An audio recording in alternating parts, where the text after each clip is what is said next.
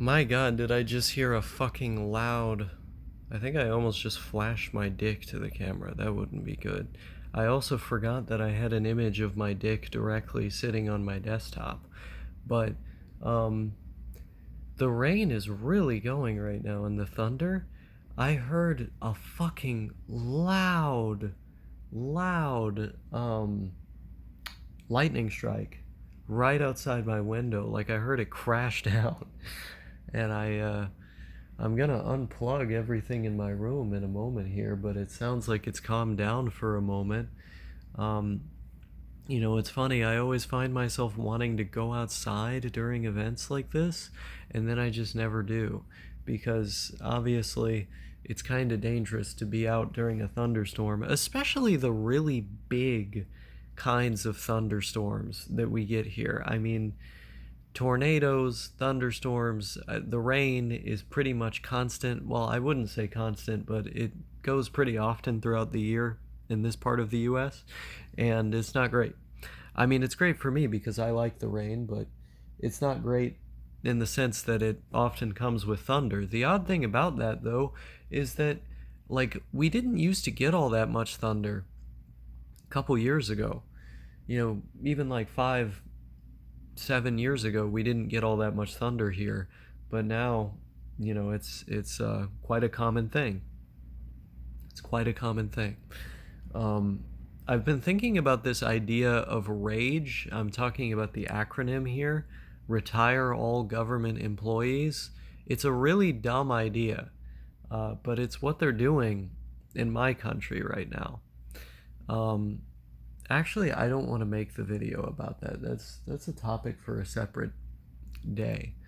All of my Peter Thiel fans, Peter Thiel, Curtis Yarvin fans in the audience, you can wait for my criticism of the idea of corporate fiefdoms in the future. Oh my god, there was just flashing right outside my window. That's not good. Yeah, maybe I should start unplugging things, man. Just like not wait around for the bad things to happen. But I use this thing, by the way. I use this fucking thing to communicate with you guys. This old as fuck ThinkPad T400, and then I have one which is like slightly newer. This is X230. My X220 I lost at one point, oddly enough. This is just an X230, but the kicker is that you have to plug it in via Ethernet for it to do anything. Like, you're not going to get any action out of this machine unless it's plugged into Ethernet, because when I did the Debian install, I didn't install any non-free drivers, so because of that, the Wi-Fi card is rendered useless. It cannot function without those proprietary drivers. So not a lot is lost, though. Connecting to the internet via Ethernet, you probably should always be connected via Ethernet anyway. It's more secure, it's faster. Actually, that gives me the opportunity to show you something that I think is kind of cool in my room. I've got this thing here. So this thing takes the Ethernet signal from this cord, which comes out from the living room. It takes the signal, it puts it into this box, and then this box goes, it's got an Ethernet cord that goes to this computer, which right now is not doing anything because it's literally broken. Like, this computer is totally useless. Hello, very old, incomplete dictionary. And then I've got one Ethernet cord going to this Xbox 360, the Japanese 360 right here. And it does connect to the internet to download updates and stuff. It just, doesn't do much of anything. This is a terrible idea during an electric storm, but I really want to play a 360 game right now.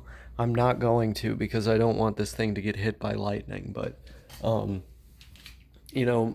I do actually plan on learning Japanese at some point, simply because I have desires, tengo ganas, uh, to play all of these.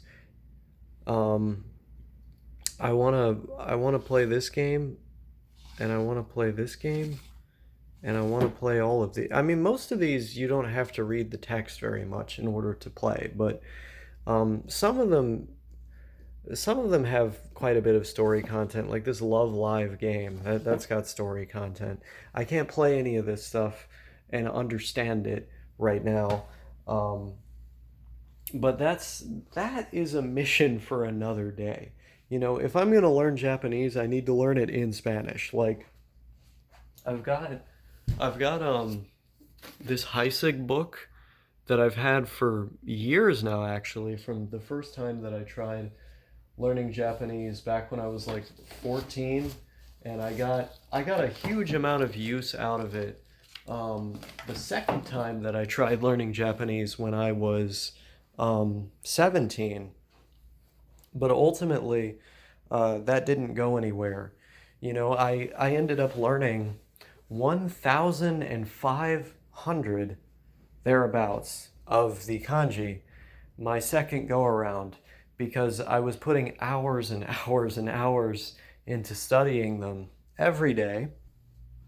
And not only was I writing them out and creating mnemonics for each of them, stories, uh, I was also, you know, using the methods in that book with Anki,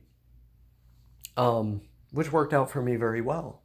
I got a pretty decent amount of vocabulary as well, even though I wasn't focusing on that, simply because I would have audio running constantly. You know, as I was doing my Anki, I'd always have Japanese television on in the background. And I got a pretty decent way for somebody who had only been doing it every day for a month and a half. But then, you know, my dad got me off the beaten path. He gave me some weed, and it made me lazy and stupid, which is what weed does to people. And weed is bad for that reason, among many others. Um, and I also got so stressed out about the fact that I was going back to school, to high school.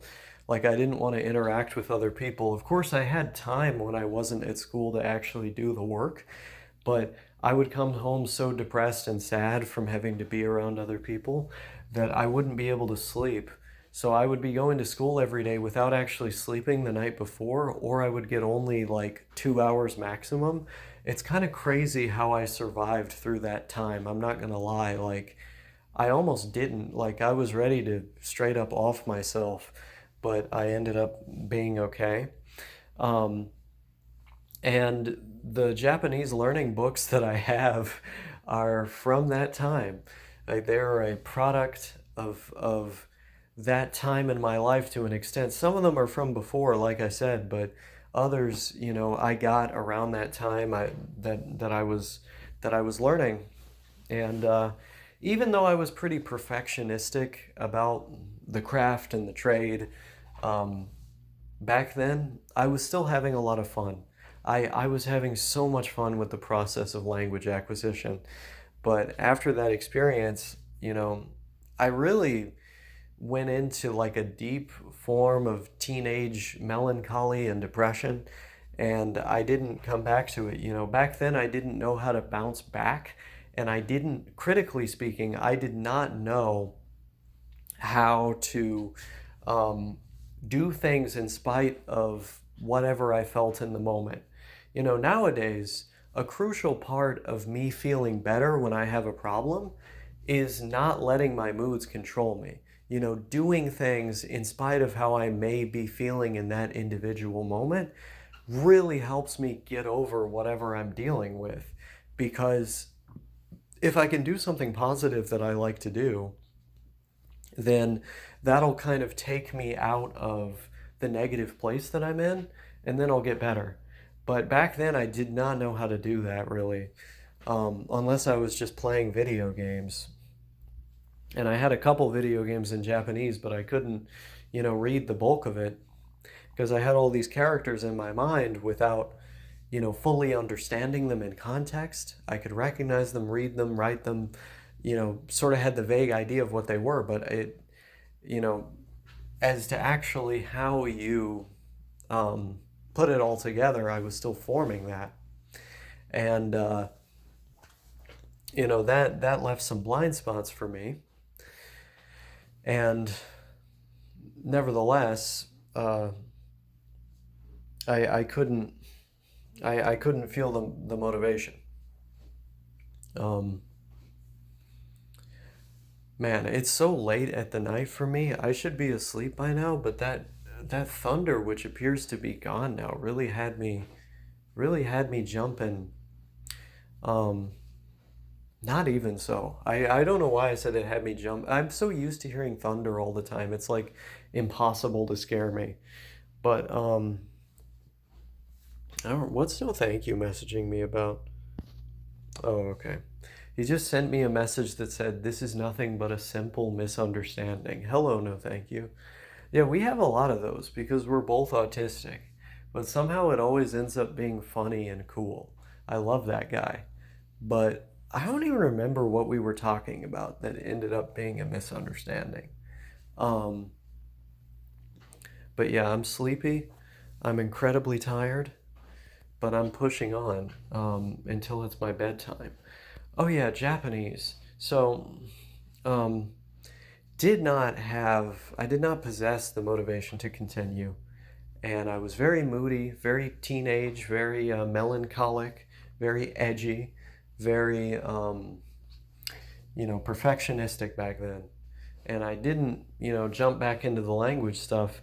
But I remember when I was in Germany, when I was like 19, um, learning German in Germany through the use of mnemonics and like intuitive grammar stuff, like just seeing the grammar patterns so many times that like they start to make intuitive sense, um, and speaking to people really like increased my confidence about languages because there I was actually using all kinds of stuff that I was learning, in my free time, and I wasn't dedicating crazy hours to it the way that I did, for my short stint into Japanese. I was just, you know, putting a couple hours in here and there and then actually using the stuff I learned to talk to people and then seeing, the results.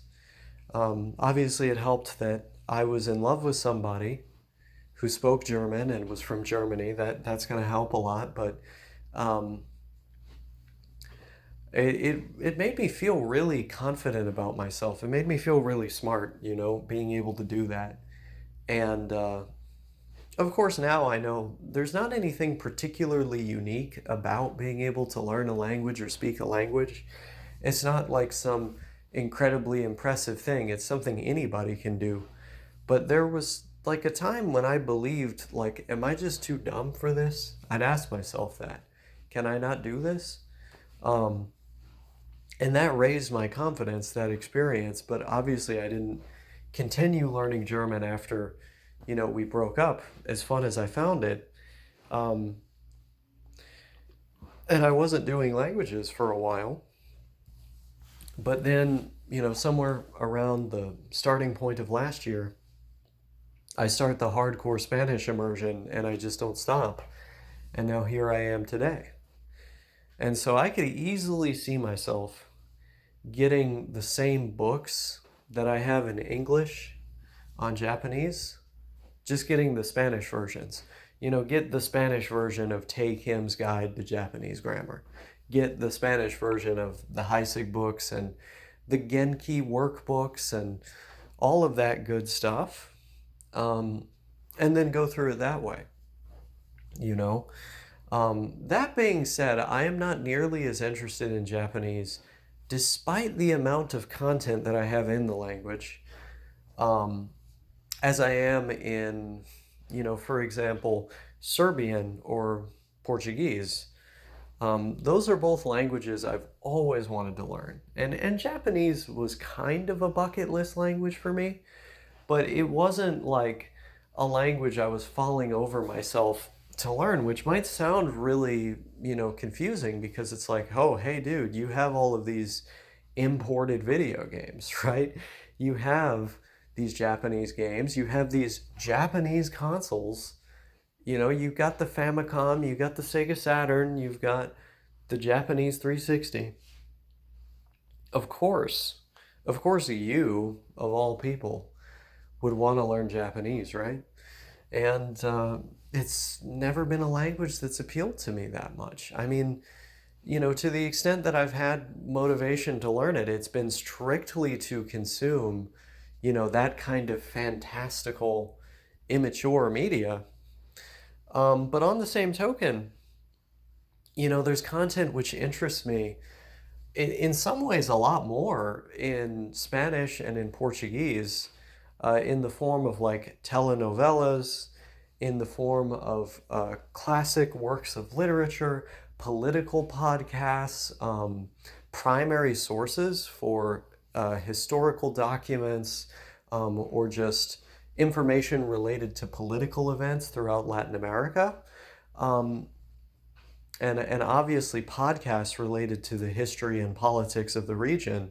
I mean, these things grab my interest way, way more than like some Xbox game about, big titty robots or whatever. I mean, I enjoy that stuff as much as the next guy, but it's not something I'm gonna learn an entire other language about. No, if I learn Japanese, it's gonna be because I want to challenge myself in that manner. They've got, and that's actually one of the reasons why I had so much fun doing it when I was doing it, was because I found the kanji to be very intriguing, very beautiful. Um, I found the structure of the language to be challenging. Um, and I wanted to be able to actually uh, use it, you know. Obviously, being able to consume all this media that I've grown up with or had a vested interest in is great, but I'm not interested in that stuff nearly as much as I'm interested in the media that I mentioned from Spanish and Portuguese speaking countries. And so those languages, those two languages in particular, like have so much more of a strong draw for me. I mean, hell, even just like hip hop and flamenco and mariachi music and prog rock in Portuguese. There's quite a lot of good prog rock in that language. I mean, all these different things from the music scene. Uh, I'm going to find myself going back to constantly. And yeah, there's music in Japanese I listen to as well that I like, but I don't feel myself like really needing to understand it. Like I don't have that drive like, oh yes, I must know what they're saying and what it means. The language just doesn't have that kind of draw for me. It's like, oh, that's kind of neat. It's like it's kind of neat how that works. It's interesting. It's going to be fun to learn as just about any language is. But is it going to draw that passion, that fire out of me the way that, something like Spanish does? No way. I just do not see that in a million years. And that's okay, right? Everybody has a different target language. Everybody has a different language which speaks to them. It's part of why I would choose to learn something as obscure and strange as Serbian while I'm learning Spanish. Dedicating an hour to Serbian and then 9, 10 hours to Spanish. Why would I do that? It's because I've wanted to learn that language basically forever. It has, like Spanish, been a fixture of my life since I was a kid. I've had an interest in it ever since I delved through my encyclopedias and, the dark depths of the internet to learn about historical and political events. And I love how it sounds, and I love music and other media in the language. Crucially, media that happens to be mature, which isn't to say there aren't, great Japanese films or, works of literature. I mean, I have read great works of Japanese literature in English that didn't really do all that much for me, to be honest. I mean, there's really good books I've read that are translated from Japanese that, I've recommended to plenty of people. Silence is a good example of one of them. It's kind of about Portuguese missionaries, and in Japan, there was a Scorsese movie about it if you're more like, oh, I'll watch the movie type person. But the book is really good. And I kind of liked A Wild Sheep Chase. That one was cool. Um, there was a book about Japan being bombed, like from the perspective of like a little boy. That was kind of cool. I forget who wrote it and what the name was now. I'd have to go through my books. Um, there's a book called Almost Transparent Blue that I really liked about Japanese rockers in the 70s taking drugs. Classic. Very short too, if you're about the shorter books. I mean, I could name a bunch of different books. Those are just the ones I can grasp at right this instant. But do I have a favorite book from Japan? Not really. Like it it's not like some Spanish authors or some Brazilian authors that I could tell you about, you know. And maybe it's just my Western sensibilities. Like I have more of a my taste in art is more geared towards like the Western tradition. I'm not entirely sure. But because of that, I have these preferences in terms of what languages I like to learn. I mean, like probably the most normie take that I have is liking telenovelas more than most anime. like that is a really normie thing to say. I feel like it would be super blasphemous among my audience, but it's just what I like. It doesn't mean that I dislike anime. I've seen hundreds of shows. Um, and many of them have touched me in fundamental ways. Enough to learn a new language? I mean, probably not. Um, but also, there's not much stopping me from learning a new language because the act of doing it is so much fun for me that like I'm gonna do it even if I want to consume just a couple things. But obviously, like in terms of what I'm gonna choose to do right now, like what I'm going to orient my life around, most immediately, uh, it's got to be around something that, you know, that pulls at my heartstrings in so many different ways, that motivates me from so many different directions. And I can't find Japanese doing that for me. Um, but needless to say, after I've got L2, L3, L4, L5 done, that maybe I'll come for Japan. Who knows? Um, it's funny, like Iranian new wave film, like the experimental films which have come out of Iran. I like a lot of those more than I like a lot of Japanese media. Like a lot of those movies have touched me more than a lot of Japanese media has. Um, it's kind of this weird thing. It's this weird thing that I experience. Like if you look at my favorite anime, a lot of my favorite anime is in my favorites because it's not really like anime. Like Rakugo Shenju, that show could easily just be a live action show. Same thing with like Cowboy Bebop, you know? Um, and so the shows which I tend to find to be really good are shows which don't really share that many attributes with like otaku media. And that isn't to say I don't like otaku media. I do. I like a lot of slice of life shows from the early 2000s. I like especially a lot of the like girls hang out with robots stuff from the 80s and the 90s. I'm talking like Bubblegum Crisis, Gal Force, Pat Labor, You're Under Arrest. I mean, I could name a lot of great stuff.